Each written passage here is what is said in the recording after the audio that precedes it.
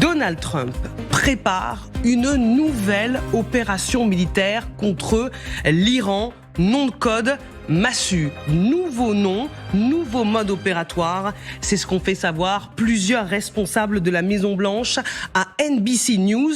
Le président américain est prêt à finir le travail. Écoutons-le. Je ne pense pas que l'on ait besoin d'aide pour l'Iran. Nous les avons vaincus sur le plan militaire.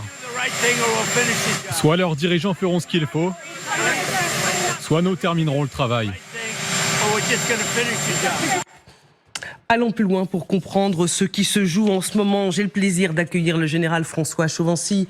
Bonjour général, consultant en géopolitique pour LCI. Sébastien Abyss, bonjour. Chercheur associé à l'IRIS, directeur du club Déméter. Gwendoline de Bono, bonjour. Grand reporter pour TF1 et pour LCI. Alain Pirot, bonjour. Bonjour. Journaliste spécialiste des questions de défense et du Moyen-Orient. Partons tout de suite aux États-Unis. Retrouvez Sonia Dridi, correspondante à la Maison-Blanche pour TF1 LCI en direct de Washington. Bonjour Sonia, le Pentagone prépare donc une nouvelle opération. Après Fureur épique, voici Opération Massu. Oui, ce sont des informations de NBC News et bien selon des responsables proches de l'administration, si les États-Unis redémarrent une nouvelle opération, donc ce n'est pas confirmé, mais en tout cas, il y a déjà des plans évidemment qui sont prêts au Pentagone et un nouveau nom a été donné, l'opération Massu. Donc ce sera le nouveau nom de la nouvelle opération si les États-Unis décident de reprendre les hostilités. On sait, selon plusieurs informations, notamment par CNN, que des sources de l'administration ont confié à ce média que Donald Trump était extrêmement frustré. Il était plus enclin aujourd'hui à reprendre les hostilités qu'il y a encore quelques jours. Donald Trump, hier, avant de s'envoler pour la Chine, nous a notamment dit on va gagner cette guerre de manière pacifique ou autrement. Il nous a aussi dit qu'il allait avoir une longue conversation sur le sujet avec le président chinois et des responsables d'administration avaient aussi prévenu qu'il n'y aurait pas de décision a priori prise par les États-Unis avant ce voyage. Donc tout risque de s'accélérer finalement pendant cette visite ou après cette visite. Merci beaucoup Sonia Dridi, correspondante pour TF1 LC à la Maison-Blanche, en direct de Washington. Gwendoline, Donald Trump prépare sa prochaine opération en Iran ? En tout cas, ce qui est certain, c'est que tant qu'il n'a pas obtenu ce qu'il a déclaré comme étant ses objectifs, c'est-à-dire la sortie de l'uranium hautement enrichi et l'arrêt de l'enrichissement pour une longue période, Donald Trump ne quittera pas l'Iran. Je ne crois pas qu'il cherche une voie de sortie à tout prix. Donc peut-être qu'il y aura des discussions, ce ne sera pas la majorité des discussions avec les Chinois, mais évidemment que ça fera partie des discussions. Je ne suis pas certaine non plus que les Chinois puissent forcer les Iraniens à arrêter quasiment leur programme nucléaire parce qu'ils ont lié leur survie politique à ce programme nucléaire. Et donc s'il n'y a pas quelque chose qui est donné par les Iraniens, quelque chose d'important, pas la réponse qu'ils ont fait la dernière fois, oui, il y aura une nouvelle opération militaire. Et par ailleurs, évidemment que cette opération, elle est déjà planifiée ou en cours de planification. Parce que voilà, les militaires ne vont pas se réveiller. Évidemment que tout ça est en cours de planification, planifié. Je ne suis pas sûre qu'elle s'appellera Massu exactement. Oui, le nom peut encore changer. Oui, le nom peut complètement changer. Mais évidemment que les militaires, les généraux américains planifient cette opération. Général Chauvency. Et alors j'ai regardé un peu le nom de code parce qu'on en a discuté tout à l'heure. C'est Sledgehammer. Sledgehammer. En fait, c'est un marteau de forgeron. Alors moi, je me suis référé tout de suite à cet automatique dans Astérix. C'est en gros, on va taper très fort. Oui. La face. Symbolique, oui, du voilà. nom Donc de je crois que le message, je ne sais pas effectivement s'il ne va pas changer. Ce titre, enfin c'est une nom d'opération. Il faut savoir que dans les armées anglo-saxonnes et otaniennes, sauf la France, quand on donne un nom de code à une opération, c'est tout l'esprit de la mission de l'opération qui est dans le nom de code. Et quand on dit frapper avec un marteau de forgeron dans le cadre d'une opération, ça veut dire qu'on va essayer de faire très mal pour forger et reformater en quelque sorte, particulièrement par un peu informatique, ce qui est en face. Donc déjà, ce nom d'opération est très significatif. Il changera peut-être, mais néanmoins, il est important pour dire qu'en fait, ça va être fait avec très grande force. Maintenant, autre aspect, est-ce que le nom de code tel qu'il est présenté aujourd'hui signifie vraiment qu'il va y avoir une opération ? Est-ce que c'est pas aussi un moyen de contourner le vote du Congrès en mettant une nouvelle opération qui donnerait dans ce cadre-là 60 jours supplémentaires à partir du début de cette opération, puisque l'autre, on a décidé qu'elle était finie. Faut pas oublier. Et puis, c'est pour ça qu'ils l'ont fait. Ouais. Voilà, donc on change de nom, on passe à une nouvelle opération, et finalement Donald Trump est capable de contourner le Congrès pour remettre le couvert en quelque sorte et taper sur l'adversaire. Donc voilà, on en est. Et puis moi, je rejoins ce que vous avez dit, Gwendoline, à l'instant. Je vois mal de part et d'autre comment on se mettra en situation de négocier. Ni l'un ni l'autre ne peuvent négocier aujourd'hui sans perdre la face. Puis ça veut dire qu'il y a un vainqueur et un vaincu. Donc je crains qu'on aille effectivement vers un affrontement militaire. Sébastien Abyss, Donald Trump prépare son coup fatal face à des Iraniens qui sont inflexibles et à l'obligation pour lui de revenir avec des objectifs qui ont été atteints. Est-ce qu'il lui reste d'autres options? Je précise qu'on a évidemment l'œil toujours rivé sur Pékin, puisque Donald Trump, vous l'avez vu, est arrivé dans la capitale chinoise il y a quelques minutes. D'abord, on va en parler, mais évidemment, cette rencontre à Pékin avec Xi Jinping, il ne faut pas sous-estimer à quel point le sujet de l'Iran sera quand même au cœur, visiblement, des discussions. Donc, il y a l'affaire intérieure, congrès, durée, on rebaptise l'opération. D'ailleurs, petite parenthèse, opération rebaptisée, qui est aussi avec cet esprit forgeron ou massue, donne quand même l'impression que cette guerre d'usure, on l'assume, ça va être un peu plus laborieux que prévu, ça va leur être un peu répétitif, ça va être un peu moins guerre éclair, épique, furie, que celle initialement annoncée. Donc psychologiquement, peut-être quand même ça envoie un message. Mais indépendamment de cela, côté iranien, on voit bien que toutes les dernières déclarations tendent à montrer que en fait ils sont prêts et ils ont même envie d'y aller à nouveau fortement. Côté monarchie du Golfe, on voit bien qu'il y a des vraies hésitations à rentrer pleinement en frontal aussi vers l'Iran, qui commence vraiment à plus qu'agacer les monarchies du Golfe. Et puis côté de Trump, toutes ces déclarations, comme toujours un peu erratiques, c'est un peu l'incontinence verbale, Trump, on a cette affaire chinoise. On l'a souvent dit ces dernières semaines sur ce plateau, il y a eu un report de cette bilatérale à cause du dossier iranien. Cette fois-ci, il n'y a pas eu de report. Il n'y a pas que le dossier iranien, évidemment, dans cette bilatérale. Mais il est clair qu'il faut être patient par rapport à ce qui va se dire autour de cette bilatérale et l'Iran. Et les Iraniens ont quand même été très souvent à Pékin ces derniers temps, prendre des consignes. Et on sait qu'il y a une relation quand même un peu particulière entre l'Iran et la Chine. Et donc, le maintien de cette bilatérale, est-ce que c'est Trump qui a voulu la maintenir à tout prix parce qu'il faut parler de l'Iran aussi aux Chinois, ou est-ce que finalement c'est les Chinois cette fois-ci qui ont dit que ce serait bien, malgré l'affaire iranienne, qu'on reporte pas la réunion, parce que même sur l'Iran, il y a un peu de sujets à discuter ensemble. Ce qui est un peu différent du report qu'il y a eu il y a 2 mois et demi de cette bilatérale, annulée pour des raisons iraniennes. Alain Pirot, avec cette nouvelle opération, Donald Trump, on l'a dit, pourrait ainsi contourner les règles pour frapper à nouveau l'Iran sans avoir à demander l'aval du Congrès qui doit obligatoirement se prononcer au bout de 60 jours de conflit. Est-ce que ça peut passer ? En tout cas, auprès d'un certain nombre de sénateurs américains, alors on ne commente pas forcément ces vidéos en ce moment, mais vous avez un certain nombre d'auditions qui ont lieu en ce moment au Sénat américain qui sont riches d'enseignements sur une cacophonie totale qui règne aujourd'hui à Washington, à la Maison-Blanche, sur les objectifs. Parce que je pense que Gwendoline a raison sur la phrase la plus importante, c'est Trump veut ses objectifs. Mais en fait, personne ne sait très clairement à Washington aujourd'hui quels sont les objectifs précis. Il y a le nucléaire, évidemment, mais sur la chute du régime iranien, il y a toujours une cacophonie qui règne à Washington sur, au fond, et l'appel de Netanyahou ce week-end, il était aussi dans cette logique-là, c'est vous avez 2 lignes et il y a ceux qui considèrent qu'il faut aller encore dans cette ligne-là du changement de régime assumé. Mais je trouve que ce qui est très intéressant dans ces vidéos qu'on voit actuellement dans ces auditions au Sénat, c'est au fond, ils n'ont pas de plan.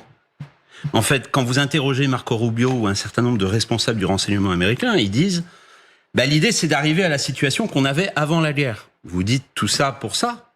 C'est quand même un problème sur les objectifs que vous vous assignez ou même sur une stratégie plus globale.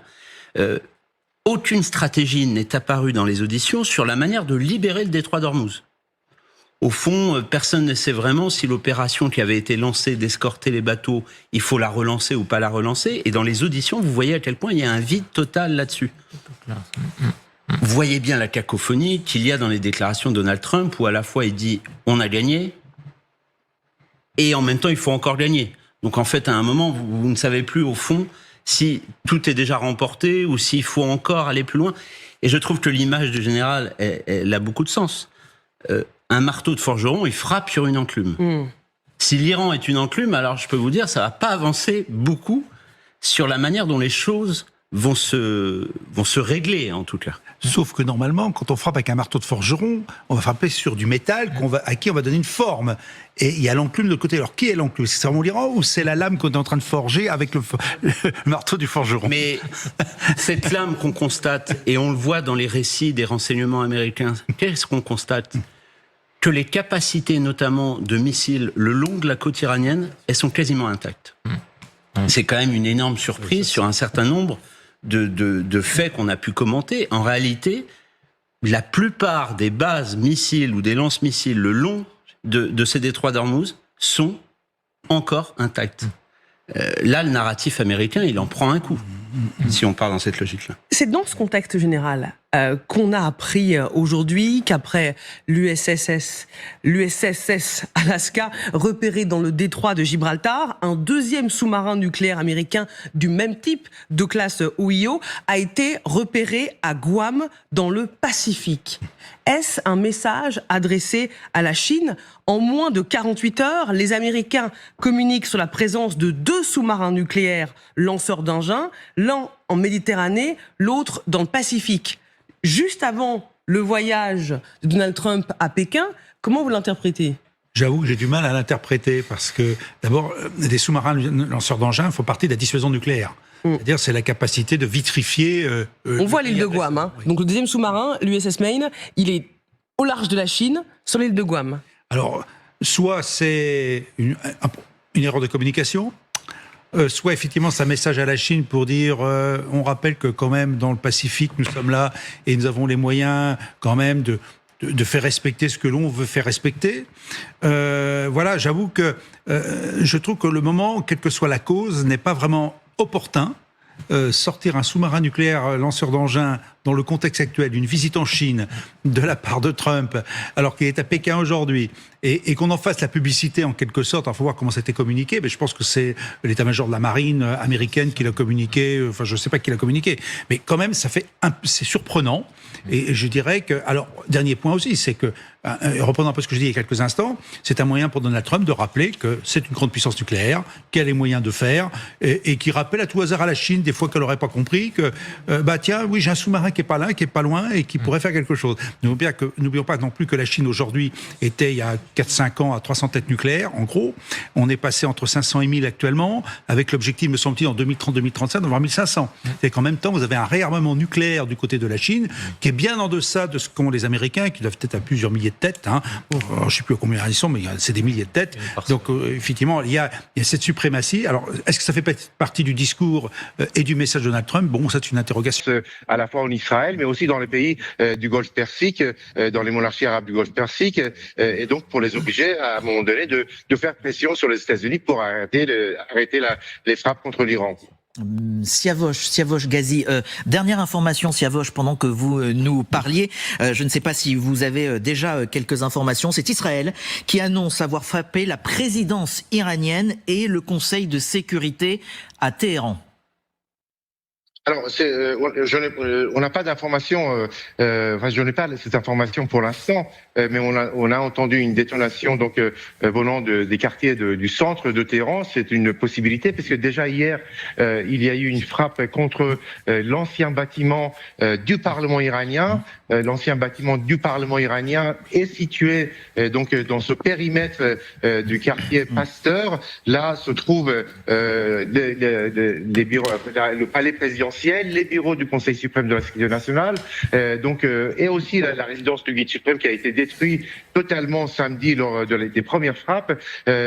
Donc, c'est totalement plausible que ce quartier ait été menacé, frappé de nouveau. Alors, on ne sait pas si le président Pezeshkian se trouvait lors de cette frappe à la présidence ou pas. Je pense qu'on va le savoir très vite. Siavosh, une dernière question. Grégory Phillips, Grégory qui est en plateau avec nous. Oui, Siavosh, évidemment, on attend d'avoir des confirmations. Vous citiez le fait que le bâtiment de la présidence a peut-être été visé et peut-être le président Pezeshkian. Il est pourtant impliqué dans le processus de transition pour désigner peut-être bientôt un nouveau guide. Et puis un autre personnage très important, c'est Ali Laridjani, qui lui préside ce Conseil de sécurité. Si d'aventure il avait été visé ce matin, ce serait évidemment quelque chose de significatif. Absolument, c'est ce processus pour désigner le nouveau guide. En fait, c'est ce conseil provisoire qui a été mis en place, dirigé par le président Pezeshkian, qui est pas très visible depuis le début de la guerre. Il a fait juste une intervention enregistrée, qui a été diffusée par la télévision iranienne. C'est plutôt Ali Laridjani qui intervient et donc qui publie des communiqués ou qui est intervenu à la télévision iranienne. Il est plutôt absent, le président Pezeshkian, mais de fait, si il a été tué ou frappé, ça mettrait en difficulté ce processus pour désigner un nouveau guide. C'est ce que on pensait, enfin c'est ce que moi je pensais en tout cas depuis hier, parce que l'un des objectifs d'Israël et des États-Unis, mais surtout d'Israël, c'est un changement de régime, et donc tout processus qui permet de normaliser la situation peut être visé par Israël, et donc pour que ça soit remis en cause, pour permettre un renversement du régime iranien ou une déstabilisation du pouvoir en tout cas. Siavosh Ghazi, merci beaucoup, correspondant France 24 et RFI en Iran. Je vous rappelle cette double information ce matin. Ça se passe en direct sur LCI, l'édition spéciale qui se poursuit. Tout d'abord, la mise en garde de l'Iran, de Téhéran, via son ministre des Affaires étrangères, donc qui met en garde les pays européens contre toute implication, je cite, dans cette guerre. Donc la France ciblée, visée par cette mise en garde de la part des Iraniens. Et puis vous le voyez sur votre écran, la présidence iranienne frappée par Israël. C'est Israël qui l'annonce ce matin. À l'instant, il y a quelques minutes, Myriam Amellal. Là aussi, on le voit de minute en minute, ça bouge. Les informations nous arrivent, les images via nos correspondants et nos envoyés spéciaux un peu partout dans le monde. Je pose un petit peu naïvement, j'allais dire presque la question, mais c'est un cran supplémentaire encore là qui est franchi. C'est encore une fois, c'est dans une logique. Il faut empêcher ce pouvoir de se régénérer. Après avoir tué le guide suprême Ali Khamenei, il faut empêcher cette reconstitution du pouvoir.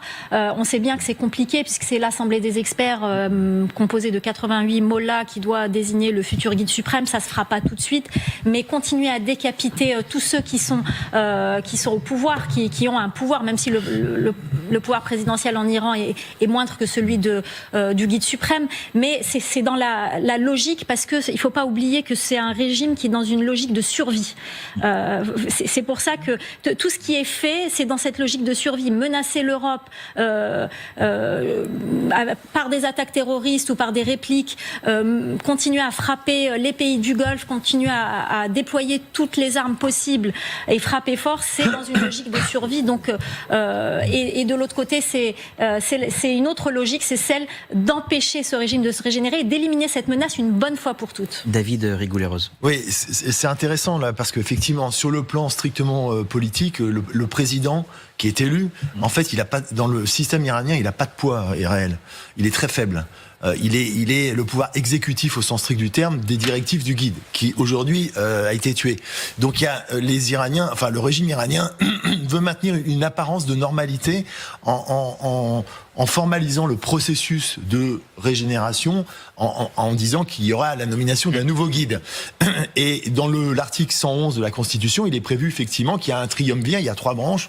Il y a le pouvoir présidentiel, le pouvoir judiciaire avec EGI, et un 3e membre issu de l'Assemblée des experts d'ailleurs, et du Conseil des gardiens, parce que c'est l'Assemblée des experts qui est habilitée à le faire. Donc le fait de viser un des 3 membres du triumvirat, c'est retarder, on va dire, la finalisation du processus, évidemment. Donc il y a une dimension politique forte, même si le président lui-même n'a pas de pouvoir. C'est le paradoxe de la situation. Donc là, ce sont, Grégory Phillips, plus que des symboles qui sont visés ? Oui, c'est le palais présidentiel, le bâtiment qui abrite le Conseil de sécurité. Donc ce sont toujours dans ce quartier ou à proximité du quartier Pasteur où était la résidence de Khamenei. Ce sont évidemment des lieux de pouvoir. Maintenant, la question, et on s'était posé la question samedi matin après la frappe contre le palais de Khamenei, c'est de savoir si ces hautes personnalités iraniennes étaient présentes ou pas. C'est évidemment beaucoup trop tôt pour le dire. Si d'aventure les Israéliens tentaient d'éliminer le président Pezeshkian, tentaient d'éliminer Ali Larijani, qui semble être la figure en ce moment qui gère un peu les affaires à Téhéran, se pose la question de quelle transition. Vous vous souvenez de Trump qui, au New York Times, il y a 48 heures, a dit « Ah mais j'ai 3 candidats pour prendre la suite », imaginant peut-être un scénario à la vénézuélienne où on trouverait quelqu'un de US compatible, un peu comme Delcy Rodriguez l'a été après la capture de Maduro.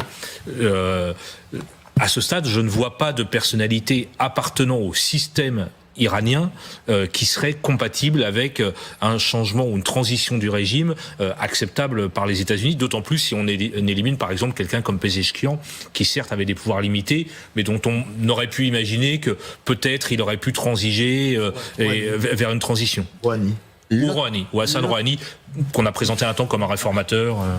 L'autre information, Grégory, on va quitter justement ce qu'on disait du côté des attaques qui ont été menées, notamment du côté des centres et des lieux de pouvoir, pour cette mise en garde de l'Europe par l'Iran. On s'interrogeait sur qui était visé, notamment dans cette déclaration du ministre des Affaires étrangères iranien. On a un peu plus de détails, les voici. L'Iran met en garde les pays européens contre toute implication de la guerre l'opposant à Israël et aux États-Unis, après que l'Allemagne, la France et le Royaume-Uni se sont dit prêts à des actions défensives pour détruire les capacités militaires iraniennes.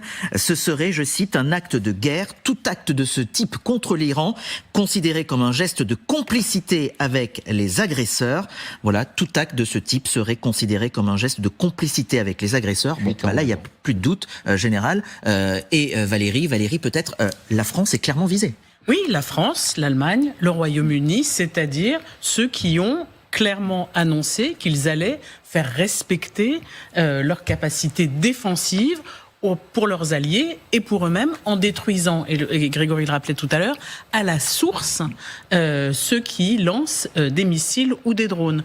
Donc on le voit, il y a là une forme de rapport de force qui s'est instauré. Le fait que des rafales aient survolé pour protéger nos bases ce matin indique que on est dans ce rapport et que l'Iran ne s'y est pas trompé. Pardon, le parallèle n'est sans doute pas bienvenu, mais ça me rappelle les accusations de co-belligérance qui étaient lancées par Vladimir Poutine à chaque fois que les pays européens affichaient leur soutien à l'Ukraine. Donc ça me rappelle, c'est la même rhétorique, je dirais. Général Vincent Desportes, là, quand ils ciblent, ils disent les actions défensives de la France, de l'Allemagne, du Royaume-Uni. Déjà, peut-être pour nous expliquer ce que ça pourrait dire et ce que ça voudrait dire ces actions défensives. Et apparemment, ça n'a pas beaucoup plu au régime de Téhéran. Alors, les choses sont assez claires. Et ce qui a déclenché ceci, c'est bien la déclaration commune de la Grande-Bretagne, de la France et de l'Allemagne. Parce que les actions défensives, ça fait un moment qu'on en fait. C'est un moment qu'on participe à la défense en détruisant des missiles, des drones, etc. Mais ce qui est visé par l'Iran, c'est ce qui est marqué dans la déclaration commune. Désormais, ces 3 pays iront détruire à la source. Ça veut dire quoi ? Ça veut dire que nos rafales qui qui volent, sont armés de scalps, qui, à partir du moment où nous repérons avec nos satellites, et on sait faire les sources de la provenance de ces armes, eh bien, nous les détruirons. Et ceci est dans un acte de légitime défense.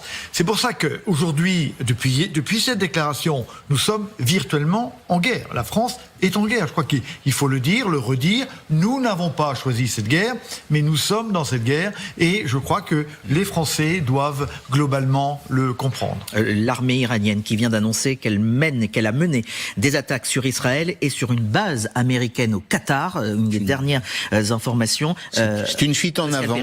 C'est une folie. C'est une vraie fuite en avant. C'est-à-dire que ils ne peuvent plus faire marche arrière. Il n'y a pas d'issue militaire manifestement favorable pour eux. Donc, ils vont chercher ce qui est douloureux pour l'adversaire. Alors, c'est des menaces à l'égard des démocraties européennes, notamment, avec un vrai savoir-faire dans ce domaine, comme on l'a évoqué tout à l'heure. Ils l'ont déjà démontré. Les otages, le Drakkar, etc. Enfin, ce sont des régimes qui n'économisent aucune mesure qui peut nuire à l'adversaire. Et il y a néanmoins quelque chose que j'arrive pas à comprendre. Vous voyez, j'ai pas d'explication à la logique. Pourquoi se mettre le monde entier à dos ? Pourquoi bombarder des pays qui sont les coffres-forts de leur fortune personnelle, les avoirs, les 200 milliards de dollars qui ont été accumulés par les uns les autres, les gardiens de la révolution, les dignitaires du régime, se trouvent dans des banques qui sont au Qatar, aux Émirats arabes, qui se trouvent dans ces... Pourquoi vous allez bombarder votre propre coffre-fort ? Il n'y a pas d'autre explication, Julien, que la fuite en avant. Ce sont des gens qui avance aujourd'hui dans la guerre, probablement avec la certitude de la perdre. Général. Il y a une explication, c'est que... Peut-être, oui, sûrement. Il y a des explications. Non, mais sûrement même, mais avant même le début de la guerre, l'Iran avait dit, si nous sommes attaqués, nous mettrons le Moyen-Orient à feu et à sang. Et finalement, de la même manière que souvent les gens font ce qu'ils ont dit, ils font ce qu'ils ont dit, même si effectivement il n'y a aucune logique rationnelle. Rationnelle, c'est ça. Il est un peu plus de 11h sur LCI, je vous rappelle, ces deux informations. L'Iran qui met en garde l'Europe et les pays européens qui prendrait part à cette guerre, donc les met en garde contre toute implication dans cette guerre. L'Allemagne, le Royaume-Uni et la France sont clairement visés. Et puis Israël qui annonce de son côté avoir frappé la présidence iranienne et le Conseil de sécurité à Téhéran. De nombreuses munitions, je cite, ont été larguées sur les bureaux de la présidence et le bâtiment du Conseil suprême de sécurité nationale, dirigé, vous le rappeliez Grégory Phillips, par Ali Larijani. C'est ce qu'a précisé l'armée il y a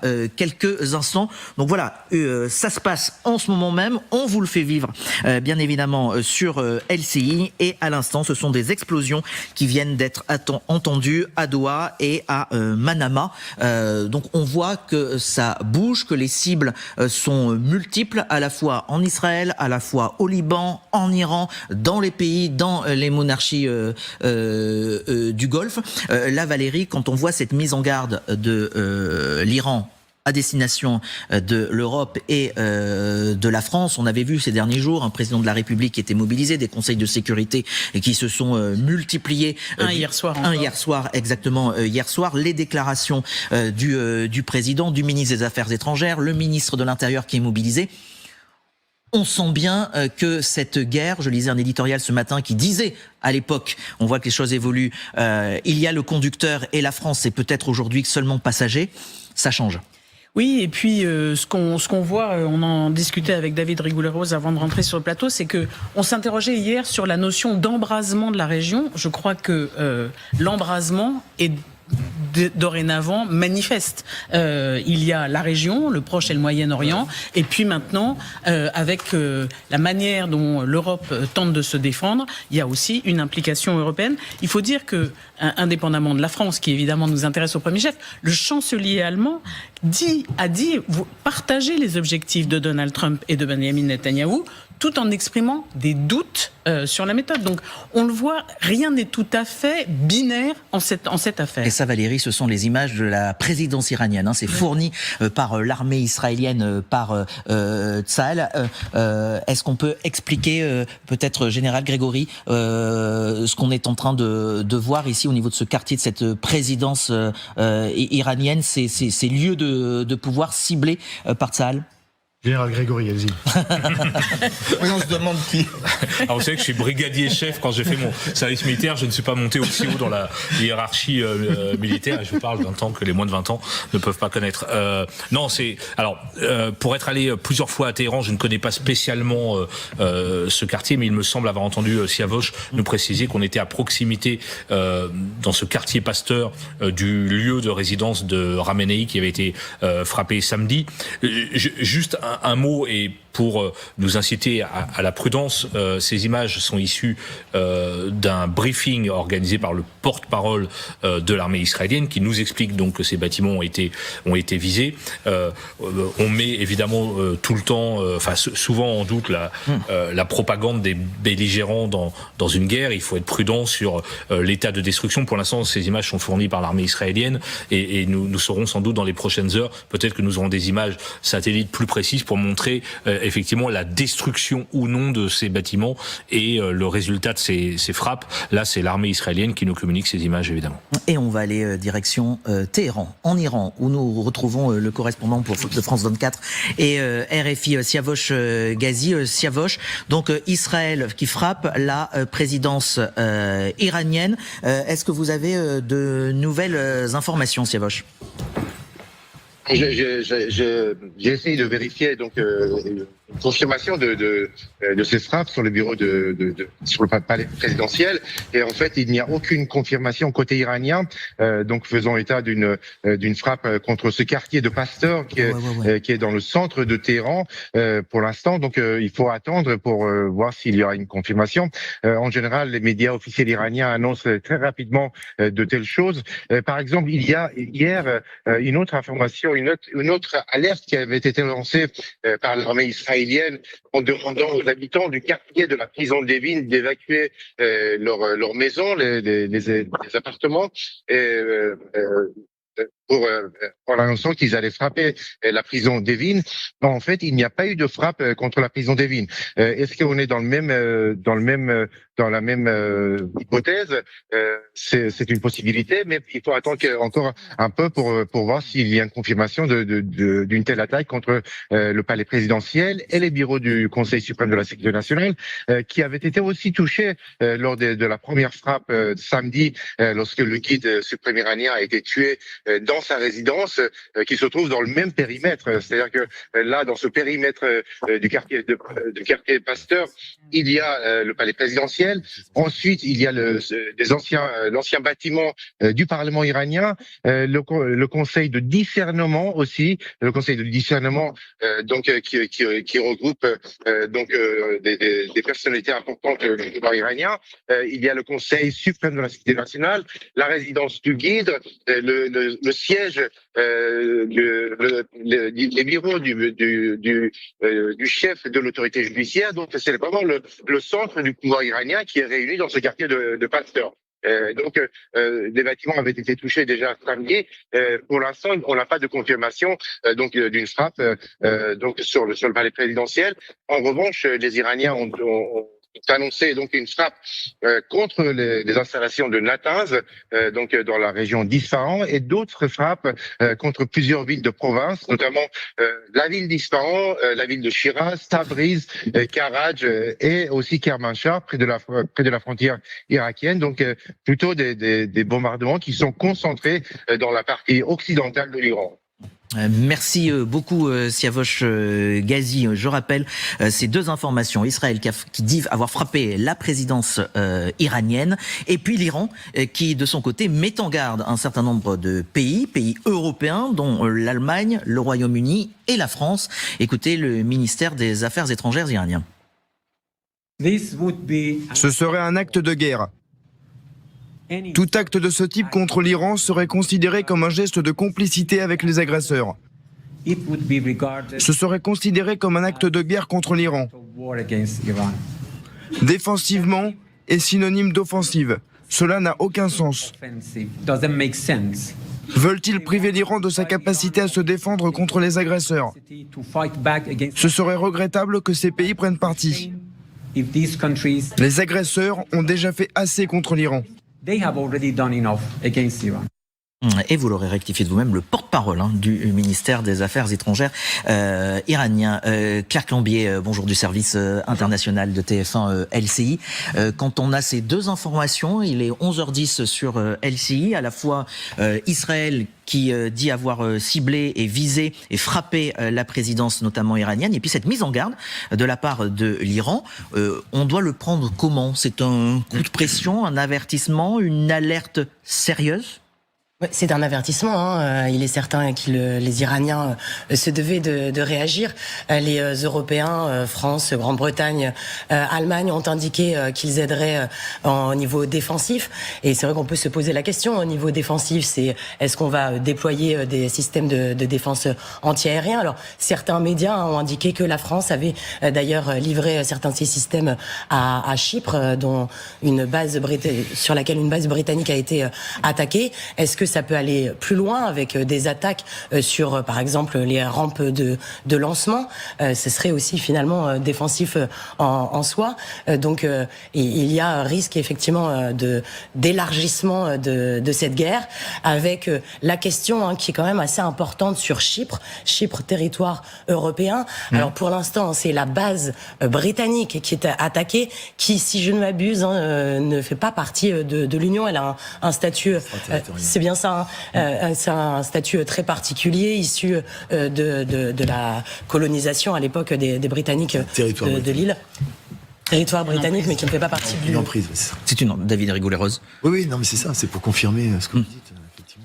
Donc on voit, oui Claire, sur cette mise en garde de l'Iran vis-à-vis de l'Europe, la France qui est ciblée, encore une fois, si vous nous rejoignez et que vous voyez cette information qui est en train de s'afficher, j'allais dire que, vous le disiez, Général, et je trouvais que la formule était juste, c'est comprendre qu'on fait partie intégrante, qu'on est partie intégrante de cette guerre qui nous concerne. Ah, c'est absolument clair, c'est absolument clair. On l'était déjà de fait avant la déclaration tripartite d'hier matin, mais aujourd'hui, la France est prête à frapper elle-même avec ses propres armes la source des coups qui lui seraient portés. Donc de fait, ça peut se passer dans 15 secondes, ça peut se passer cet après-midi, ça peut se passer demain. Et de fait, nous serons considérés comme un adversaire légitime par les Iraniens, et de fait, nous sommes aujourd'hui virtuellement en guerre. Pour le moment, les Européens se montrent très prudents. D'ailleurs, le président américain en veut beaucoup à Keir Starmer, le Premier ministre britannique, puisque la Grande-Bretagne ne veut pas s'immiscer dans ce conflit, ne veut pas participer aux frappes. Pascal. Oui, alors le rapport avec l'Iran a toujours été compliqué. Là, très clairement, il s'agit de menaces, qui sont des menaces pour le moment, enfin moi je les considérerais avec un peu de recul, je ne sais pas ce qu'en pense le plateau, indirect. Mais on peut passer très vite à l'action. L'Iran est le dos au mur, enfin les dirigeants de ce régime sont aujourd'hui le dos au mur, pour preuve leur stratégie de défense, c'est-à-dire que c'est tous azimuts. Dans une guerre, normalement on se cherche des alliés, on cherche à élargir le cercle de ses amis, c'est exactement l'inverse qui se produit aujourd'hui. Au contraire, alors on dit oui, mais l'Iran a des alliés économiques, sauf que les alliés économiques sont muets aujourd'hui. La Russie, la Chine, etc. Personne ne mettra le pied dans ce conflit. Et Or, la fuite en avant, je ne m'explique pas très bien la stratégie choisie par les dirigeants iraniens. Il y a probablement beaucoup de confusion. C'est-à-dire que j'imagine qu'il y a beaucoup plus de confusion qu'on ne l'imagine au sein du pouvoir iranien aujourd'hui. J'ignore d'ailleurs comment est distribué le véritable pouvoir, qui prend les décisions. Qui prend la décision finale, par exemple, d'aller bombarder Doha, Oman, le Qatar, les bases américaines, les bases françaises? Est-ce que c'est le pouvoir religieux? Est-ce que c'est le pouvoir civil? Comment s'articule-t-il? Quelle est la cohérence des décisions qui sont prises dans le domaine militaire comme dans le domaine économique? J'ai du mal à lire la position de l'Iran, sauf à l'expliquer précisément par la confusion. Et se rajoute à ça le fait même de la guerre qui est la friction. Ouais. Et ça explique bien que le ministre des Affaires étrangères iranien, hier, ait regretté la frappe sur Oman, qui était un coup de doigt ou une erreur ou une décision personnelle. Donc on voit bien qu'il y a peut-être encore, qu'est-ce qui reste des canaux de transmission? On n'en sait rien, on ne sait pas qui est chef.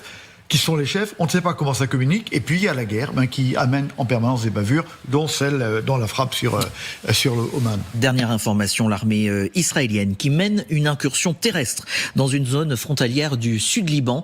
Voilà ce qu'on vient d'apprendre, c'est une source militaire qui l'a confié à l'agence France-Presse, à l'AFP, donc l'armée israélienne qui mène une incursion terrestre dans une zone... L'armée libanaise est remontée de 20 km, je regarde régulièrement L'Orient le Jour, qui est le journal libanais qui donne des informations précises. L'armée libanaise est remontée d'environ 20 km. Alors l'armée libanaise, elle est très symbolique, c'est pas grand-chose.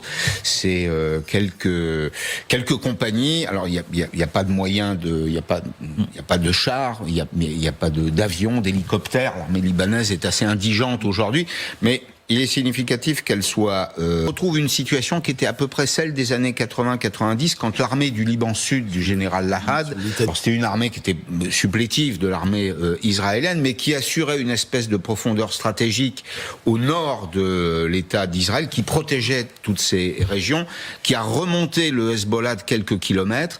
Aujourd'hui, il est vraisemblable que les dirigeants du mouvement Hezbollah se trouvent plutôt à Beyrouth qu'au sud Liban, avec toutes les difficultés que ça représente. Vous l'avez montré à plusieurs reprises, c'est une ville très dense, et quand on bombarde un centre du Hezbollah, nécessairement il y a des victimes collatérales. Alors je vous parlais de cette incursion terrestre de l'armée israélienne dans une zone frontalière du sud Liban.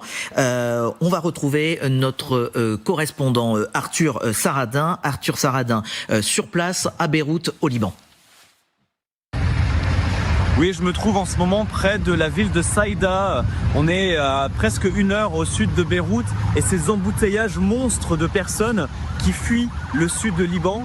Ils se sont pour la plupart dirigés vers Beyrouth, vers le nord du pays. Certains sont dans leur voiture depuis déjà une journée pour fuir les localités du sud-Liban qui ont été bombardées par l'armée israélienne. 27 ont reçu des avis d'évacuation aujourd'hui, 52 hier. On parle même de Libanais qui tentent de rejoindre la Syrie par le nord. Des milliers d'entre eux d'ailleurs seraient passés du côté syrien hier. On entend aussi ces ambulances qui sont prises dans ces embouteillages. Le ministère de la Santé libanais parle de plus d'une 50aine de morts, mais estime encore qu'il y a des victimes qui n'ont pas été comptabilisées dans le sud du Liban, où on se rend et où l'armée israélienne a intensifié ses bombardements depuis quelques heures. Arthur Saradin au Liban